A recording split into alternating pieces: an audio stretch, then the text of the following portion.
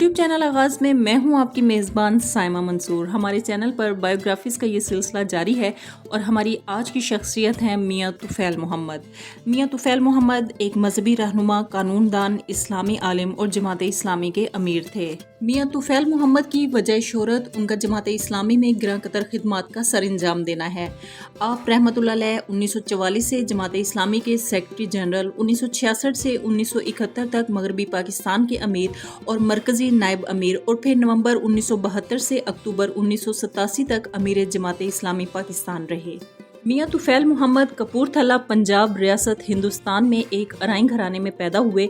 उन्होंने 1935 में government college Lahore से ग्रेजुएशन किया और उसके बाद LLB की degree university of law college Lahore से दूसरी पोजीशन के साथ हासिल की। साबिक chief justice of Pakistan Mohammad Munir आपके असातिज़ा में से थे। LLB करने के बाद आपने जालंधर में शेख मोहम्मद शरीफ और बादशाह सुप्रीम कोर्ट ऑफ पाकिस्तान के जज के हमरा वकालत शुरू की। 1 साल तक उनके साथ काम करने के बाद आपने कपूरथला मुंतकिल होकर वहां अपनी आज़ाद वकालत का आगाज़ कर दिया। आप रियासत कपूरथला के पहले मुसलमान LLB वकील थे। सैयद अबुल आला मौदूदी रहमतुल्लाह अलैह के जारी करदा रसाले तर्जुमानुल कुरान के मुस्तकिल कारी थे। जब जमात इस्लामी का तासीसी इज्तिमा मुनक्कद हुआ तो आपने इज्तिमा में शिरकत की और अपनी खिदमात जमात के लिए वक्फ कर दी। जमाती ज़रूरियात के पेश नज़र 21 जनवरी 1942 को आपने वकालत तर्क कर दी और तिजारत को ज़रिया माश बनाया। बकौल मियाँ साहब के ये अरसा मुआशी सख्ती मगर रूहानी सुकून से गुजरा। उस वक्त के अमीर जमात इस्लामी लाहौर मलक नसरुल्लाह खान की तजवीज़ पर आपको सेक्रेटरी जनरल मुकर्रर कर दिया गया और आपने 17 अप्रैल 1944 को दारुल इस्लाम पहुँचकर जमात के काम का चार्ज संभाल लिया। सेक्रेटरी जनरल बनने के बाद आपने तंजीमी अमूर की तरफ खास तवज्जो दी, अरकान जमात को फ़ाल किया और कारकुनान से राब्ते और दावत व तंजीम के सिलसिले में उनकी रहनुमाई के लिए हिंदुस्तान भर में दौरे किए। इस दौरान आप मजहबी और सियासी रहनुमाओं से मुलाकातें करके उन तक जमात की दावत पहुंचाते रहे। जमात इस्लामी में नुमाया मुकाम रखने के सबब मुतअद्दद बार पाबंद सलासिल हुए, मगर पहली गिरफ्तारी इस्लामी निज़ाम के नफाज की तहरीक में भरपूर हिस्सा लेने के बाइस 4 अक्टूबर 1948 में हुई और आपको गिरफ्तार करके कसूर जेल मुंतकिल कर दिया गया, जबकि 14 अक्टूबर को आपको कसूर से मुल्तान जेल भेज दिया गया। अप्रैल 1950 में नज़रबंदी की मुद्दत में तोसी हुई, लेकिन इस दौरान लाहौर हाई कोर्ट ने एक फैसले में करार दिया कि पंजाब पब्लिक सेफ्टी एक्ट के तहत किसी शख्स को 18 माह से ज्यादा कैद नहीं रखा जा सकता। चुनांचे 28 मई को आपको मौलाना मौदूदी के हमरा मुल्तान से रिहा कर दिया गया। मियाँ तुफ़ैल मोहम्मद मजहबी और जज्बाती तौर पर सैयद मौदूदी से बहुत मुतासिर थे। जेल में कैद के दौरान आपने सैयद मौदूदी से सूरह यूसुफ से सूरह नास तक कुरान मजीद सबकन पढ़ा। हदीस की मशहूर किताब अल मुअत्ता अल इमाम मालिक मा मतन और सबकन मौलाना अमीन एहसन इस्लाही साहब से पढ़ी और उन्हीं से इस दौरान अरबी ज़बान सीखी। मियाँ साहब ने 1965 तक सेक्रेटरी जनरल की हैसियत से खिदमात अंजाम दी। जनवरी 1966 में नायब अमीर जमात की जिम्मेदारी पर फाइज हुए। इस दौरान आप जमात इस्लामी मगरबी पाकिस्तान के अमीर भी रहे, जबकि मुतअद्दिद मरतबा आपने सैयद मौदूदी रहमतुल्लाह अलैह की जगह कायम मुकाम अमीर के फ़राइज़ भी सर अंजाम दिए। 1965 में जॉइंट अपोजिशन COP का क़याम अमल में आया तो मियाँ साहब इसके मरकज़ी रहनुमाओं में से थे। अवाम में जमहूरी शऊर पैदा करने और मुल्क में जमहूरियत के हक़ में एक मजबूत तहरीक चलाने के लिए आपने दीगर रहनुमाओं के हमरा मशरक़ी और मगरबी पाकिस्तान का दौरा किया। इस तहरीक ने मुल्क में पहली मरतबा अयूब खान की डिक्टेटरशिप को चैलेंज किया। बादशाह मियाँ तुफ़ैल मोहम्मद ने पाकिस्तान डेमोक्रेटिक मूवमेंट PDM और डेमोक्रेटिक एक्शन कमेटी में जमात की तरफ से नहायत फ़ाल किरदार अदा किया। इन्हीं तहरीकों का नतीजा था कि 1969 में अयूबी आमरीत ख़त्म हुई और 1970 में मुल्क में आम इंतखाबात हुए।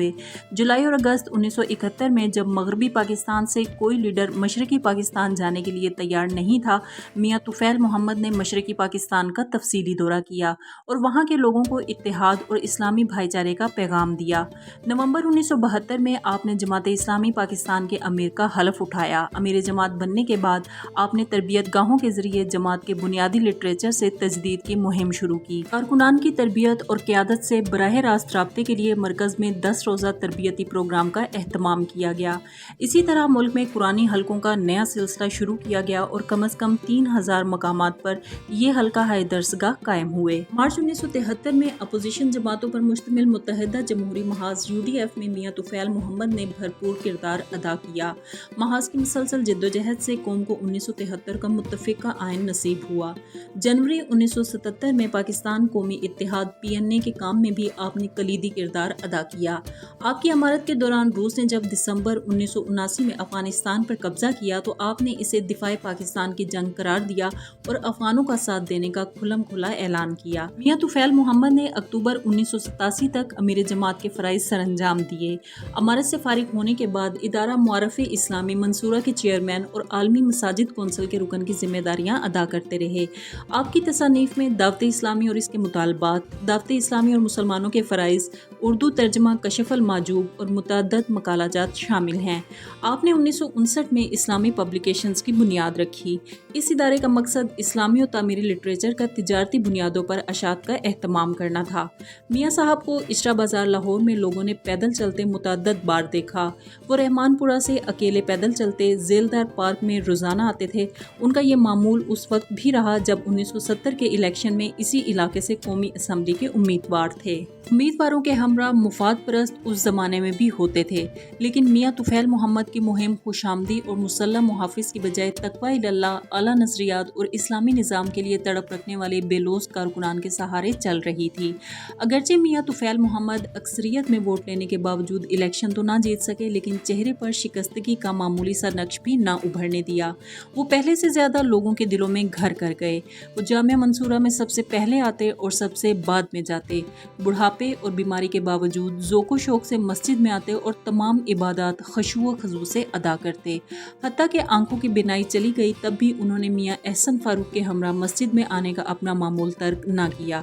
جس رات ان پر برین ہیمریج کا حملہ ہوا اور وہ بے ہوشی کے عالم میں ہسپتال پہنچائے گئے، اس رات بھی وہ نماز مغرب اور نماز عشاء مسجد میں باجماعت ادا کر کے گئے تھے۔ جب بھی کسی نے کہا کہ میاں صاحب آپ سنت اور نفلی نماز بیٹھ کر پڑھ لیا کریں تو ان کا جواب ہوتا کہ جب میں ساری نمازیں کھڑے ہو کر ادا کر سکتا ہوں تو یہ اللہ کریم کی ناشکری ہوگی کہ میں نماز بیٹھ کر ادا کروں۔ کسی نے آنکھوں کی بینائی چلے جانے پر افسوس کا اظہار کیا تو آپ نے جملہ کاٹتے ہوئے کہا کہ اللہ کا شکر ہے کہ اس نے 93 سال تک مجھے بصارت عطا کی، اب بینائی چلی گئی ہے تب بھی اس کا شکر ہے۔ ان کے بڑے بیٹے میاں احسن فاروق بتاتے ہیں کہ میں ایک زمانے میں چارٹرڈ اکاؤنٹنٹ بننے کے لیے بےتاب تھا۔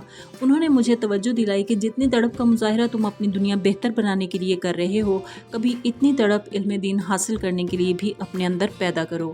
وہ ہمارے زمانے میں رہے لیکن وہ ہمارے زمانے کے نہیں تھے۔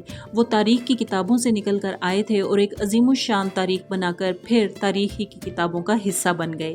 معزز سامعین کرام، میاں طفیل محمد 24 جون 2009 کو جمعرات کی شب لاہور میں انتقال کر گئے۔ ان کی عمر 95 برس تھی۔ میاں طفیل محمد کی وفات سے 15 روز قبل ان کے دماغ کی شریان پھٹ گئی تھی، جس کے بعد انہیں شیخ زاید ہسپتال داخل کروا دیا گیا تھا، جہاں وہ جمعرات کی شب اپنے خالق حقیقی سے جا ملے۔ اللہ تعالیٰ ان کی قبر پر کروڑوں رحمتیں نازل فرمائے، آمین۔ ناظرین، اسی کے ساتھ ہماری آج کی یہ ویڈیو اختتام پذیر ہوتی ہے۔ اپنی قیمتی رائے سے ہمیں ضرور آگاہ کریں کیونکہ آپ کی رائے ہمارے لیے معنی رکھتی ہے۔ اجازت چاہوں گی، اللہ حافظ۔